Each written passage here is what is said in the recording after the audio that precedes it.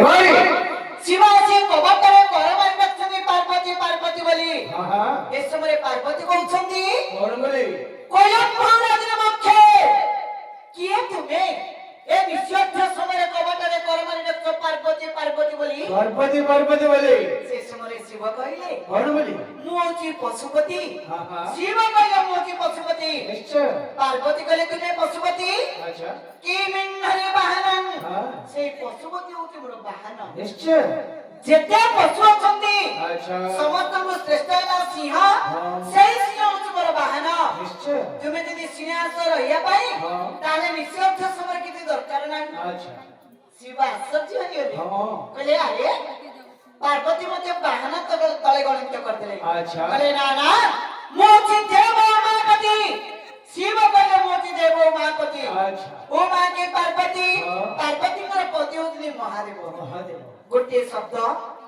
कि गोटे संधि विच्छेद हबो शिव कहले देव मापति पार्वती बुझिले देव मापति मां बोलंदा ज्ञा लक्ष्मी अत्रनास्ति कमला तुमे जदी विष्णु आसर रहिया पई तारा कमलांग मंदिर नाही आपण कमलांग मंदिर को जान निश्चय पुणी शिव आश्चर्य हेले कहले ना ना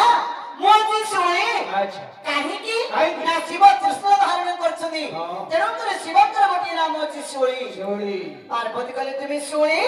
ना बदलया अच्छा तुमके अधरात्र सुनरे सोळ देखो जणे भला पे आसंदी की एडा बदल नाही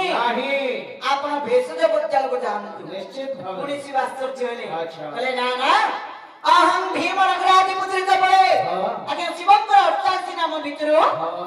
पुणी आउरी गोटी नाम अछि भीम बोली अहं भीम नगराधि मुद्रित पड़े पार्वती कहले ना द्रौपदी मंदिर अच्छा आपण जदी भीमाश्चंद्र रहिया पाई ताले द्रौपदी मंदिर नाही आपण द्रौपदी मंदिर को जान निश्चय इति तत्पर्या सकली करे बहपाद मुद्धार अच्छा ईद की यही परी तात की तुम्हारा ए शिव पार्वती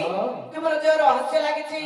से शिव पार्वती हमर ग्रामवासी माने को तथा हमर बापा भाई माने को हमर मां मौसी माने को छोट छोट छुआ माने को हमर कलाकार माने को अच्छा जहा तेरा नाटक परिवेषण होती तांकर गृहर समस्त परिवार को अच्छा से शिव एवं पार्वती सबुदिन पाई मंगल रखी थंदु बोला आनंद कबरे समस्त कोंदो हरि आज्ञा भक्त पदे से देवदेव